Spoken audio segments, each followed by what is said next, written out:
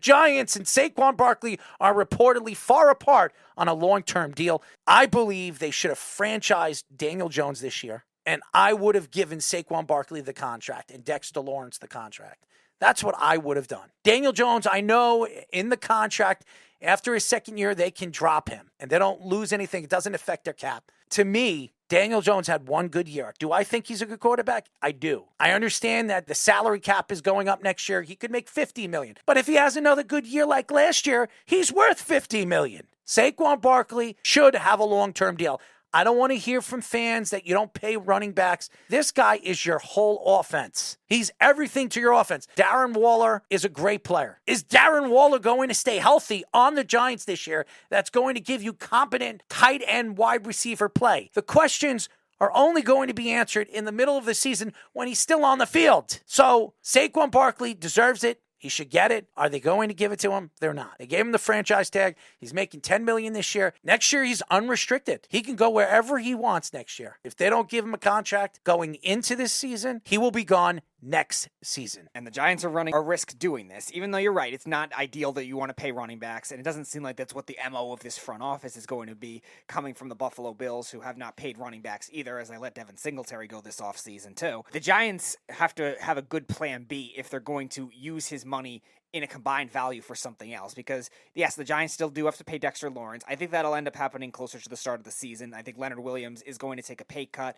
or they're going to restructure his contract. He said he wants Dexter Lawrence back. He's a great teammate, but what else do they do with the wide receiver position? What else could they do with the rest of their defense? That's another question that the Giants are going to have to solve if they decide to part ways with Saquon. Because $10 million, yeah, it could be used to help out, to get a receiver, trade for a wide receiver, and then sign him next year. Somebody that might be available from the 2020 draft. We've heard Jerry Jeudy, maybe Michael Pittman. But that option only happens if you can clear that kind of money. And that option only happens if they re-sign back with the team. So there's still a lot of risk involved to that too. If you want to do it with corner, you want to do it, I don't know if they need as much with linebacker signing Okereke, but they could definitely use some help in their secondary. And offensive line, I don't think they need as much because it's mostly interior. Even though Evan Neal had a rough second half of the year last year, they're still going to trust him on a rookie contract as a first-round pick, and they could pay interior offensive lineman. Wide receiver is the thing they really need. So if they're going to deal with Saquon and try to trade him and not sign him a long-term deal, you better have a damn good plan at wide receiver. The Giants say that Saquon's original contract offer was $12 million per year, is now off the table. He would not take $12 million. I think he believes that he deserves $13, $14 million. As we know, Ezekiel Elliott has no team. He's not playing on any roster right now,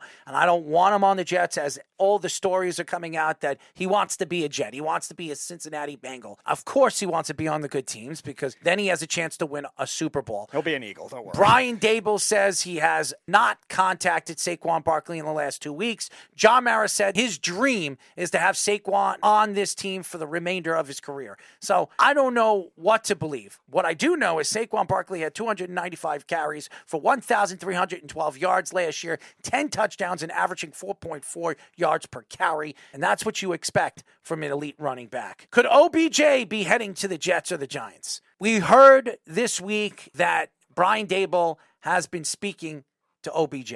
It doesn't mean anything. I think there's only two teams that are going to land OBJ. Number one, the Jets, because of Aaron Rodgers. And that's only a one-year deal because he wants a lot of money. And if he shows this year with Aaron Rodgers, he could put up 1,300 yards and still play this game and make it look easy, which he believes he can, he's going to get a lot of money the year after. He'll get a 2 or 3 year deal worth about $15 to $20 million a year. But right now, he needs to put up the numbers. He needs to show that he's healthy. So it's either them or Seattle. I think it makes sense why Seattle could bring him in. Then you have 3 dominant wide receivers on this team. You have everything you need to help Geno Smith out to get them over the hump, which they couldn't get in the first round last year against the 49ers. Seattle's always been a spot he's also wanted to play for. When Richard Sherman was there, Cam Chancellor was recruiting him, and this was while the Seahawks really didn't have a big strength at wide receiver. That was a defensive team, and Russell Wilson and Tyler Lockett was really the only great receiver that they had, and he wanted to go there before that. He likes Pete Carroll. He likes that team. It would not surprise me if it is Seattle.